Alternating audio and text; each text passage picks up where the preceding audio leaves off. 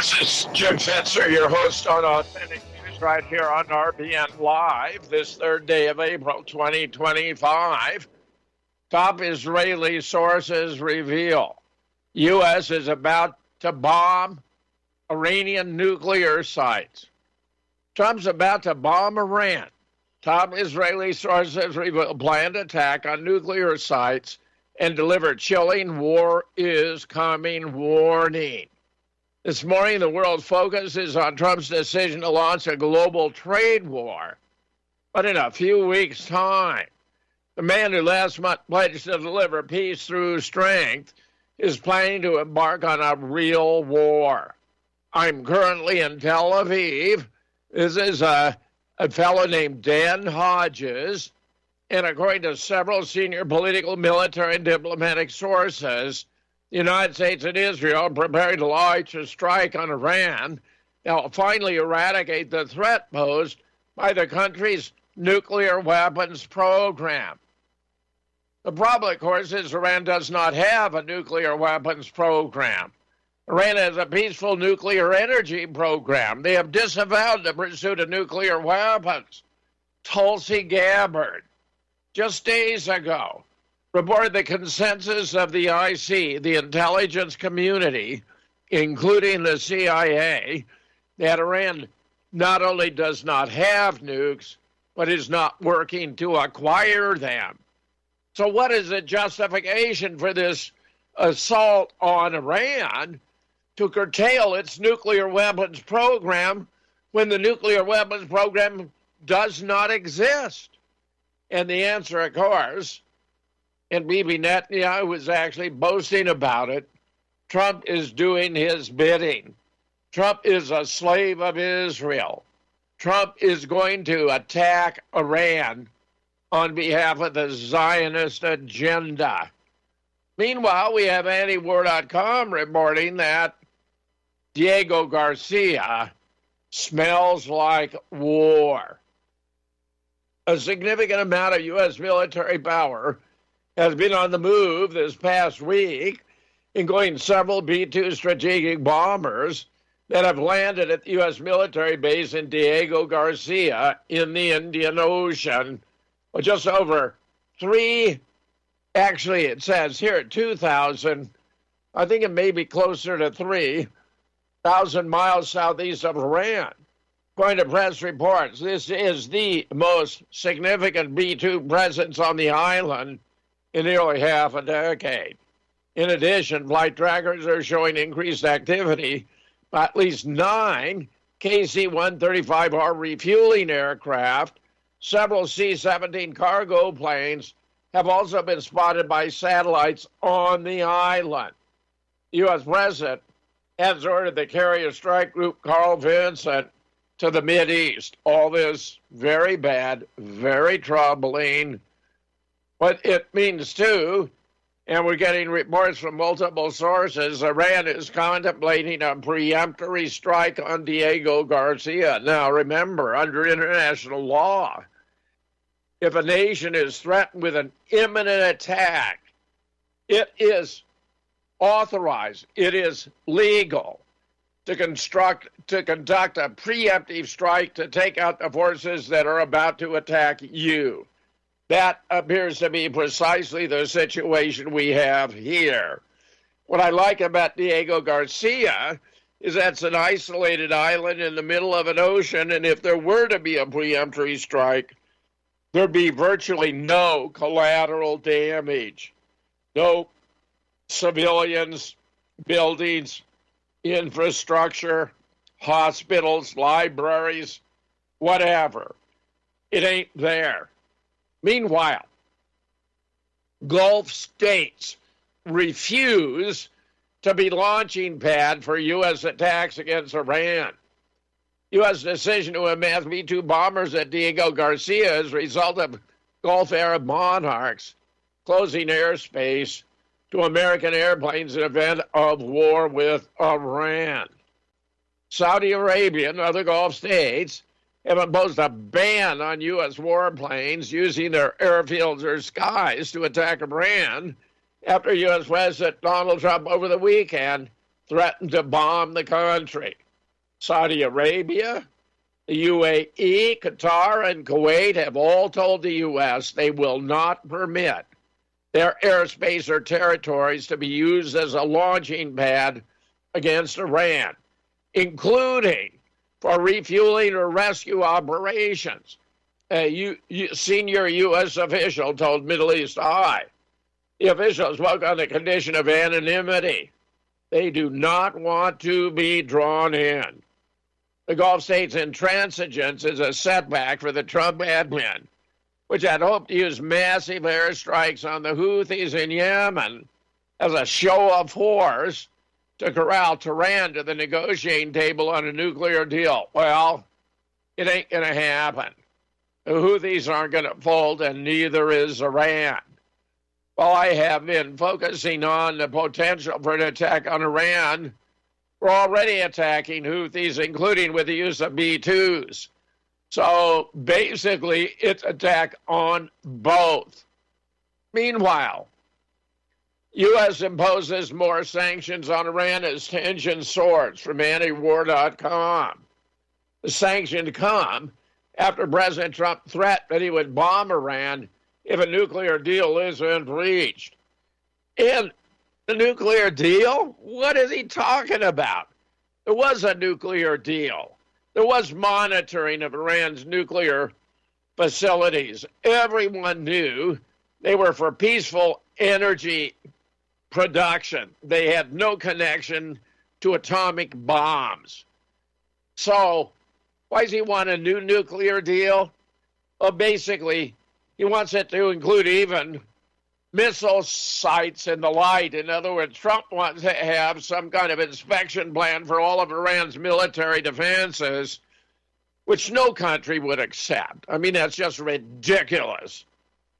U.S. Friday, Tuesday, announced new sanctions on an alleged Iranian weapons procurement network as Trump is ramping up his so-called maximum pressure campaign against Iran. The very idea is reprehensible. Diplomacy isn't a matter of maximum pressure. Diplomacy is a matter of discussing and sorting out your differences without having to resort to war. But for Trump, war, military pressure, appears to be his first rather than last option. I don't like it. Treasury said it sanctioned 6 entities and 2 people based in Iran, the UAE, and China over allegations they were involved in the procurement of unmanned aerial vehicle components on behalf of Iran. Based, quotes Aviation Industries, a leading manufacturer for Iran's UAV program, which, by the way, is extremely successful, very high quality. They know what they're doing. Since Trump signed an executive order reinstating maximum pressure on Iran, his admin has been increasing sanctions and threatening to take military action against Tehran.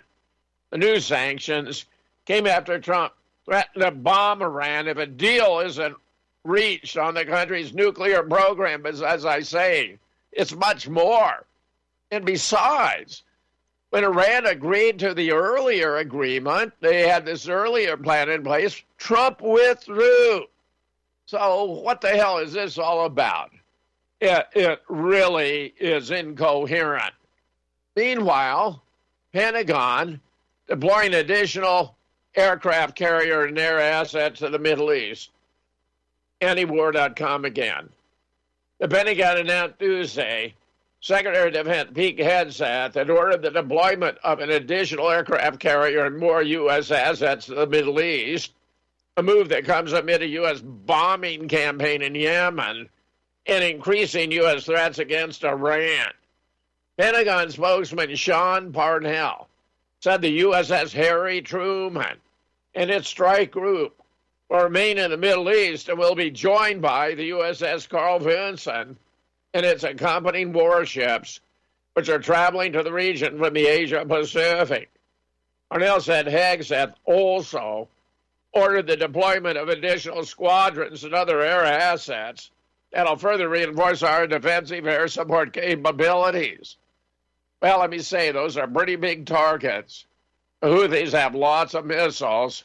You can anticipate they're not all going to be around for very long if things get hot. And they continue to increase in temperature daily.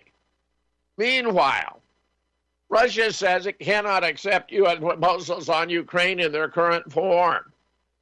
Russian Deputy Foreign Minister Sergei Ryabkov said Tuesday Russia couldn't accept U.S. proposals on any of the Ukraine war in their current form since they do not address the root causes of the conflict.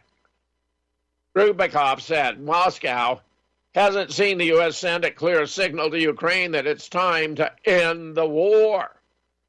What we have today is an effort to find a framework that would make it possible to ensure America's vision for a ceasefire. The idea is then to move on to other models and frameworks, which, as far as we can see, leave no room for Russia's core demand. That is, the need to resolve the issues stemming from the root causes of the conflict, which is going to include demilitarization and denazification.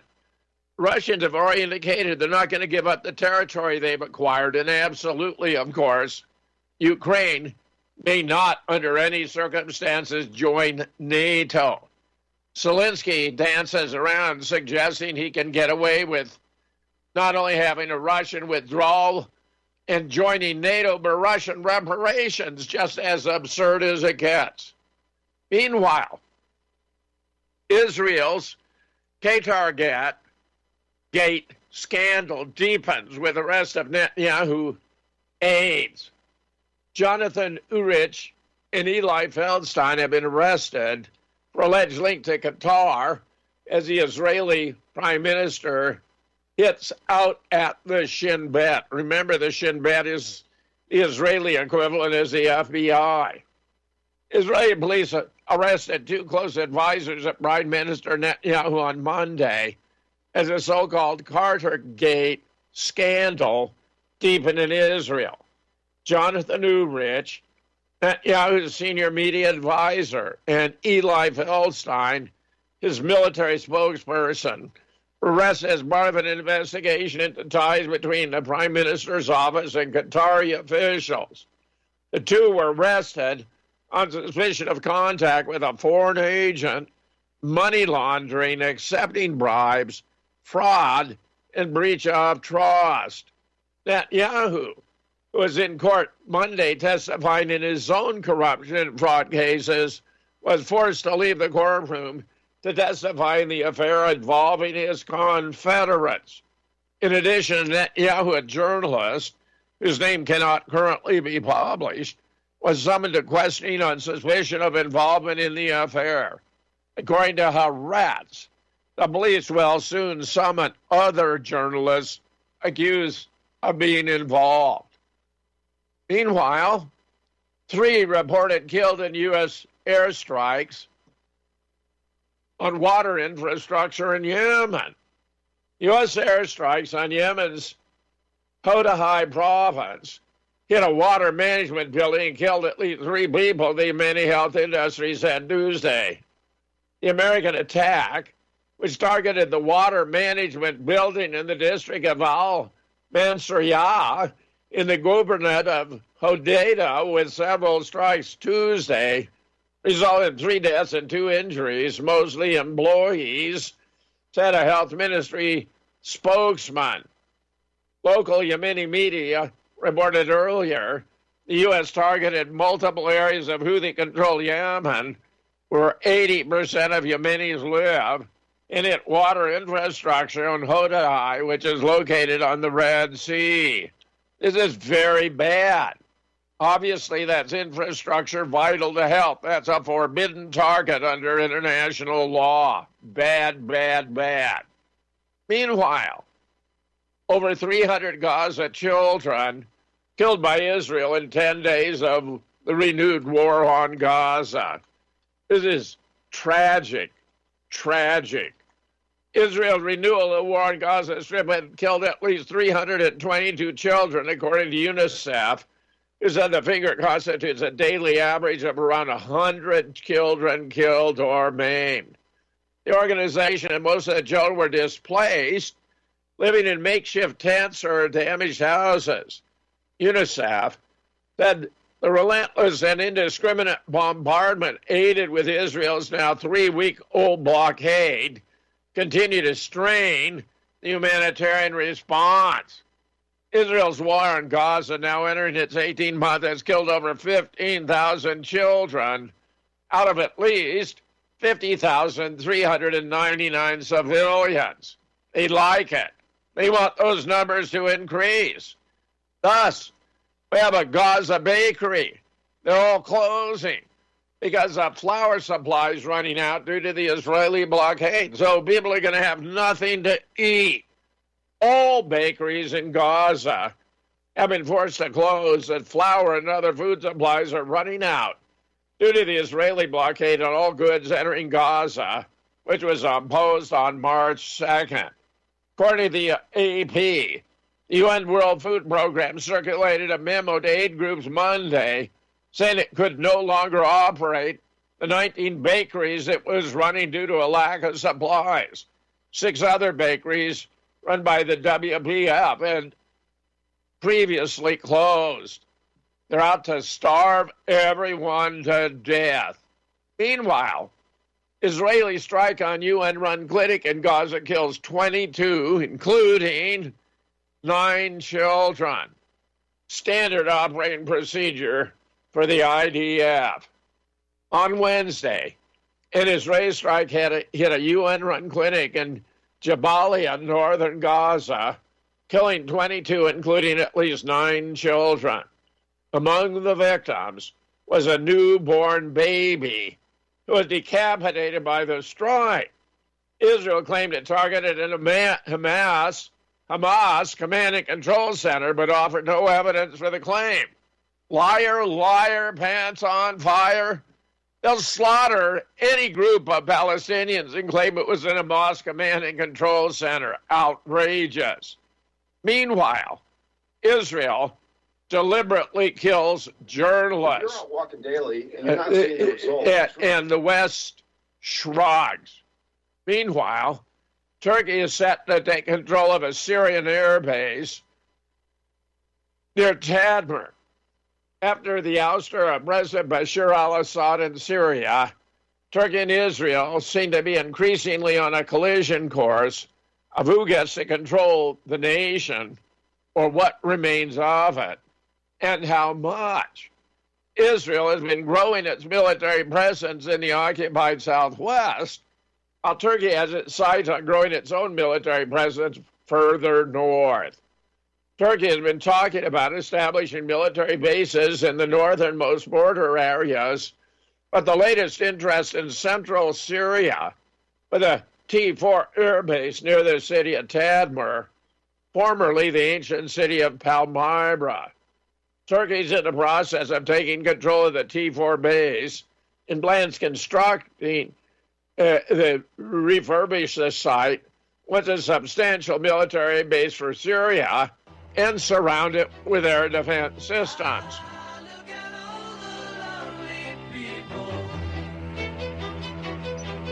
Eleanor Rigby picks up the rice in the church where a wedding has been. Lives in a dream, waits at the window, wearing the face that she keeps in a jar by the door. Who is it for?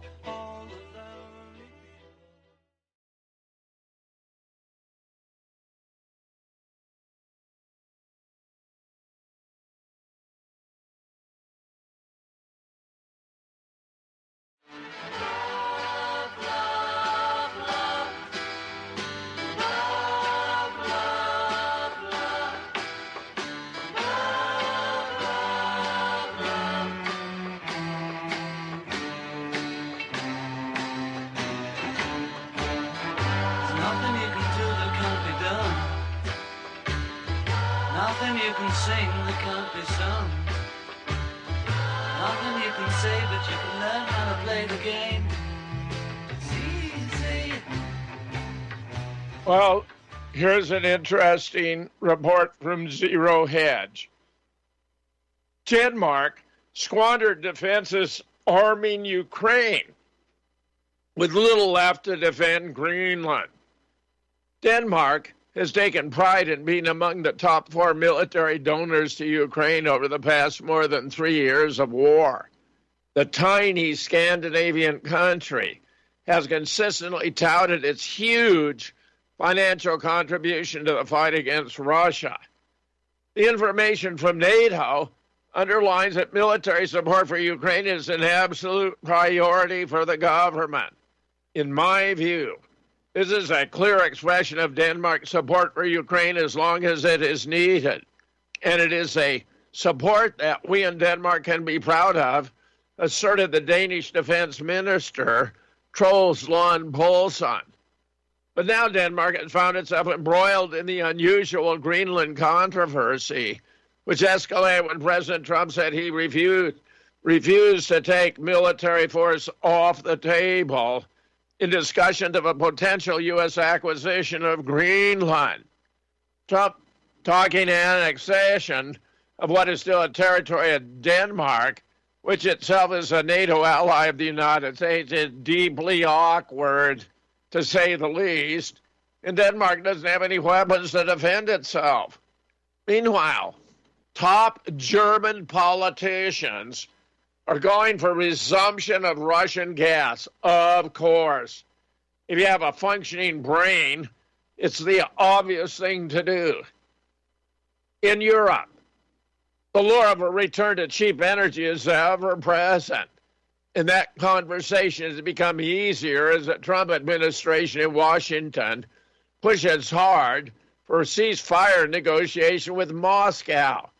Senior German politicians are already calling for resumption of ties with Russia. For example, Mikhail Kronsmer, a senior member of Friedrich Merz center-right Christian Democrats, is now arguing that EU sanctions on Russia are completely out of date, as they increasingly openly contradict what the Americans are doing.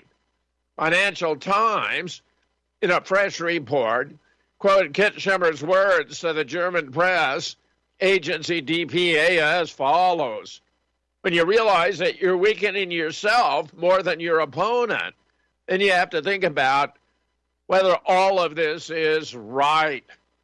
Absolutely correct. Meanwhile, deep below the South China Sea, China has found 100 million tons of offshore oil. I'm not quite sure why it would say 100 million tons. I think they mean rather barrels. China has struck black gold after discovering 100 million tons of oil beneath the seabed. A major oil field called Hizhou 196 was recently found in the deep and ultra-deep layers under the South China Sea, according to an announcement on Monday by the state-owned China National Offshore Oil Corporation. That's good for China. Meanwhile, this is very disturbing. Henry Makow has a lengthy piece I'm only going to share part. Trump is a sexually blackmailed Mossad operative, or perhaps sexually blackmailed Mossad target. We cherish our delusions. With the inauguration of our Lord and Savior Donald Trump, this was written before the inauguration on December 15, 2024. We do not want to be reminded of this. When Mike Pompeo said COVID was a simulation, Trump said, "I wish someone had told me." His role was to pretend to be the good cop while giving the store to his fellow saneness. Thus, he failed to ensure the integrity of the 2020 election. In 2017, we wrote, Trump's job is not to lead us to the promised land. His job is to polarize and divide.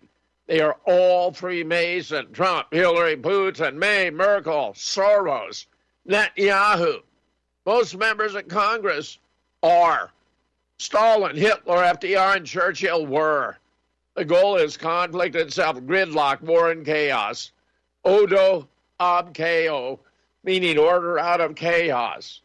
They are transforming the world. War and mayhem are how they do it. Freemasons have divided into communist and Zionist house teams. Freemasons and Illuminati Jews are on both sides of every conflict. Sex. In case Trump insisted on the true election result, there was sexual blackmail to keep it in check. Blackmail is the price of admission to the Illuminati. Trump was false opposition. If patriots look to him for leadership, they are doomed.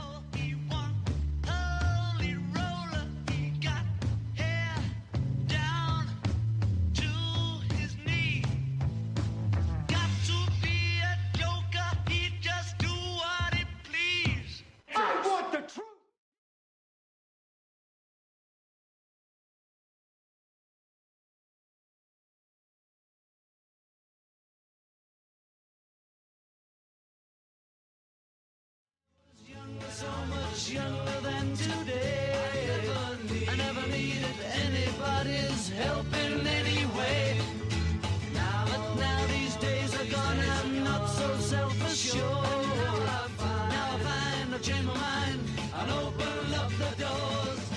Help me if you can. U.S. launches sweeping tariffs. Vietnam, 46%. China, 34%. Taiwan, 32%. Japan, 24%. EU, 20%. UK, 10%. Stock market futures collapsed 2% in 45 seconds. Here's a tweet. This dumb F is going to crash the market. U.S. to 46% tariff on Vietnam, 34% on China. Ba, continuing. Trump pulled out this chart, and it's over. Let's see if we can listen to him talk about it. No, it's just an image. Trump announcing the reciprocal tariffs on other countries. If you understand why he thinks this is the right thing to do, the chart below sums up the unfair trade relationship with our partners. Breaking. Trump tariffs, reciprocal tariffs globally, 25% tariff on foreign autos starting at midnight. Yes, more. We have nations most impacted by Trump's reciprocal tariffs. These countries are part of what's been referred to as the Dirty 15, a group identified for their trade practices and imbalances. China, the largest good trading deficit with the U.S. making it a primary target. European Union, goods major economies like Germany, France, and Italy. Mexico, a key trading partner with substantial trade surplus. Vietnam, known for its growing export-driven economy. Ireland, significant trade surplus with the U.S. Japan, a major exporter to the U.S., particularly in automotive and electronic sectors. South Korea, similar to Japan, heavily reliant on exports to the U.S. Canada, already facing tariffs on energy and other goods, and more. Meanwhile, the U.S. is forfeiting free speech for Israel. Very bad. Get this.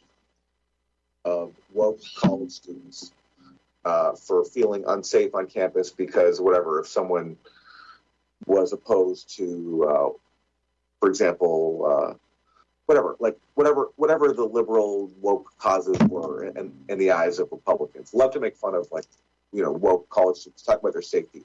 Again, here he is praising the detention, kidnapping of foreign students in the name of protecting pro-Israel students from harm. as you and I sit here in New York court by the victims of October 7th for terrorizing and assaulting Jewish students, unlawfully taking over and damaging public university property, and physically assaulting Columbia University employees.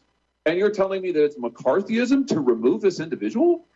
Senator, the deportation was started before that lawsuit, before that second question about what he was saying on his forms. No, this is what the government has alleged in open court, Mr. Stern. This is the basis for their removal proceedings. And our law makes clear if you endorse or espouse terrorist activity, you can be removed from this country. He has done so. He's been accused of doing so from the beginning. He's been accused of. What happy horseshit. This is really outrageous. Meanwhile, the U.S. establishment is forfeiting free speech for Israel. Of course we are. Again, love to make fun of woke college students for feeling unsafe on campus because whatever, if someone was opposed to, for example, whatever the liberal woke causes were in the eyes of Republicans. Love to make fun of woke college students, talk about their safety. Again, here he is praising the detention and kidnapping of foreign students in the name of protecting pro-Israel students from harm. As you and I sit here in New York court, the name of victims of October protecting 7th, Jewish students. It's always Jewish students are being protected. Meanwhile, here's Greg Reese scrapping the First Amendment at the behest of a foreign power. This guy is good. Don't want to die. Would pay close attention. Dr. O'Neill.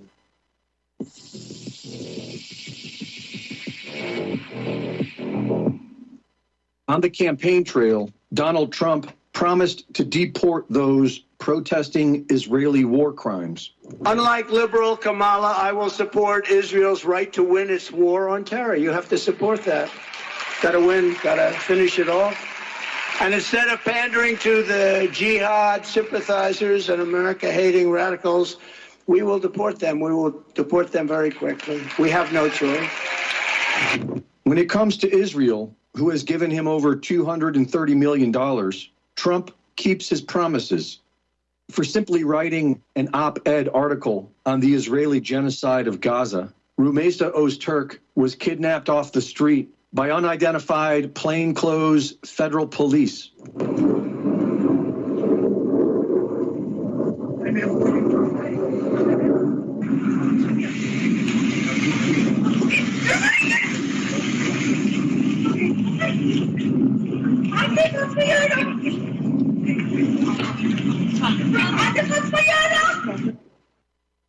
Just outrageous. You guys covering your faces? You want to take those masks off?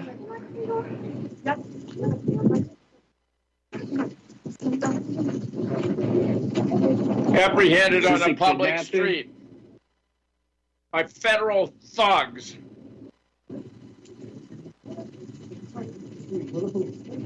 Yeah, you don't look like it. Why are you hiding your faces? Why are you hiding your faces?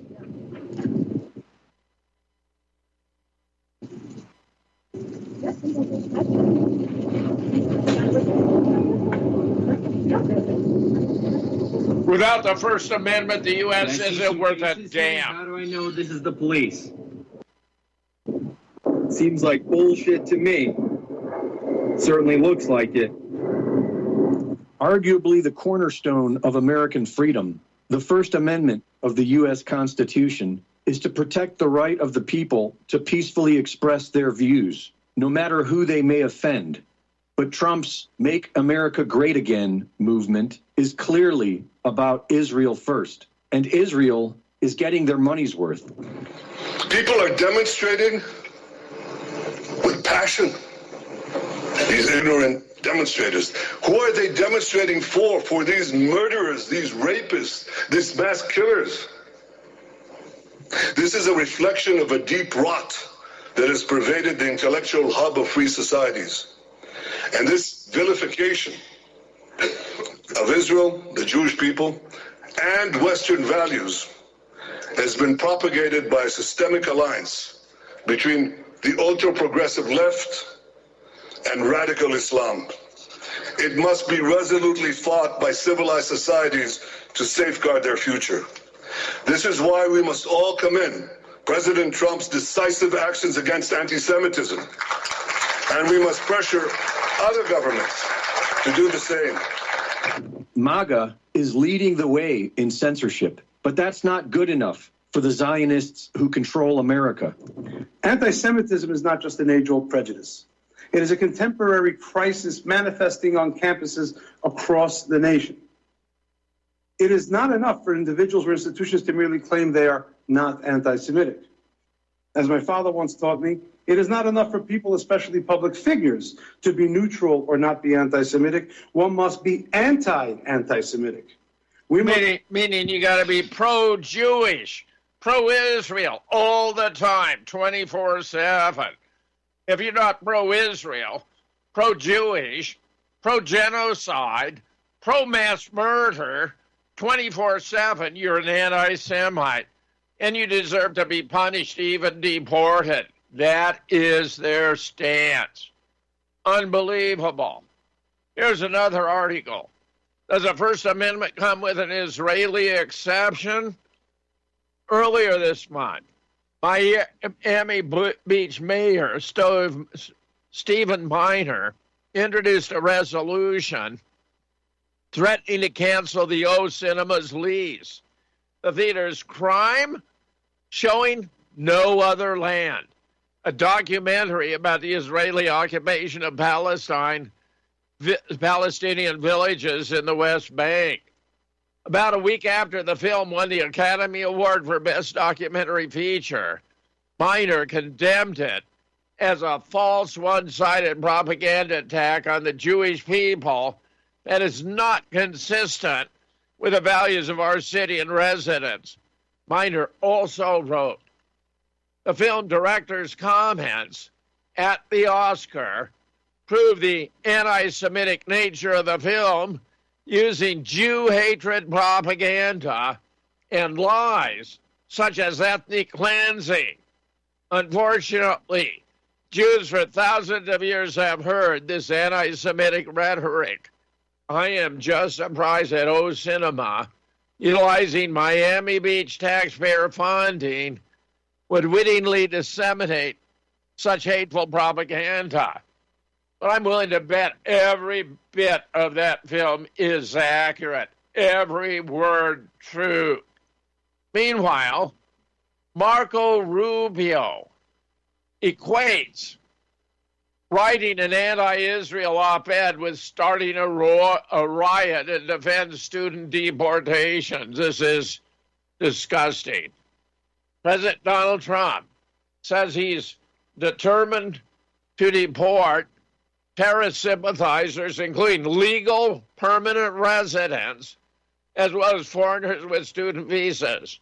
Secretary of State Marco Rubio says the targets have a history of tearing things up on our university campuses by starting riots, taking over buildings, and harassing people. Wow, those descriptions seem accurate as applied to at least some of the foreign students whom Rubio wants to expel. They are less apt in other cases.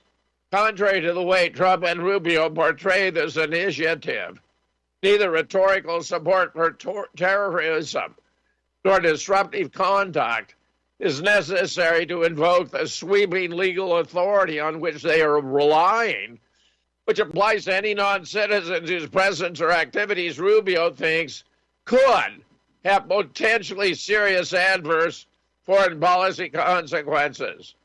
The contrast between Mamadou Thal, a British Gambian graduate student at Cornell, and Ramaza Öztürk, a Turkish graduate student at Tufts, illustrates a startling breadth of that provision. Tal, who's challenging his deportation and so far has avoided detention, has explicitly endorsed terrorism as a form of justifiable resistance and has engaged in disruptive protests. But neither seems to be true of Ozturk, was arrested last week on the street in Somerville, Massachusetts, by masked immigration agents. He had been held at a detention center in Louisiana. That's the one we witnessed on video in the gray zone earlier. Meanwhile, White House spent $40 million in the first month housing prisoners at Guantanamo. President Trump is spending $40 million a month to house about 300 migrants at facilities at U.S.-occupied Cuba. Some of the detainees are being held at the infamous George W. Bush-era torture prison. According to the New York Times, the Department of Defense spent $39.3 million on the project's first month, housing around 300 migrants at its facilities at Guantanamo Bay, Cuba.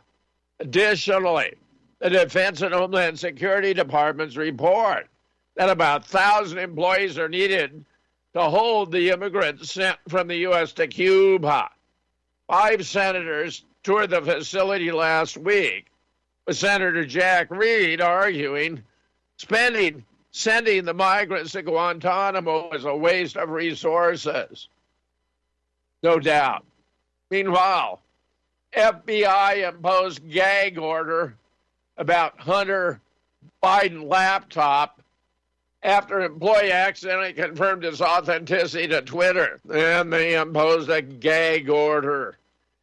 In 2024, an FBI official admitted to House investigators an FBI employee had inadvertently confirmed the authenticity of Hunter Biden's laptop to Twitter on a conference call the morning of October 14, 2020, the day the New York Post published a story about it. I recall it when the question came up. An intelligence analyst assigned to the Criminal Investigative Division said something to the effect that, yes, the laptop is real, testified the then Russian unit chief of the FBI's Foreign Influence Task Force in a closed-door transcribed interview. I believe it was an Office of General Counsel attorney assigned to the Foreign Influence Task Force stepped in and said, "We will not comment further on this topic." Absolutely not. I mean, it creates political problems for Joe Biden. Obviously, we don't want to talk about it. Meanwhile, JFK Director Oliver Stone is left stunned as GOP firebrand Lauren Boebert makes an embarrassing mix-up.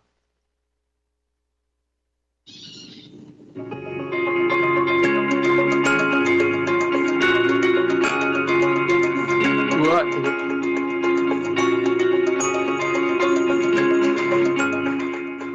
Mr. Stone, you wrote a book accusing LBJ of being involved in the killing of President Kennedy.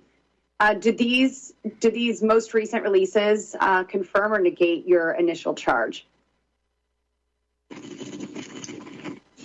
Being involved in the assassination of President Kennedy. No, I didn't. If you look closely at the film, there's no. It accuses the President Johnson of being part of a complicit in a cover-up of the case, but not in the assassination itself, which I don't know. I think you're confusing Mr. Oliver Stone with Mr. Roger Stone. When I was younger, so much younger than today, I never needed anybody's help in any way. But now these days are gone, I'm not so self-assured. Now I find I've changed my mind, I'll open up the door.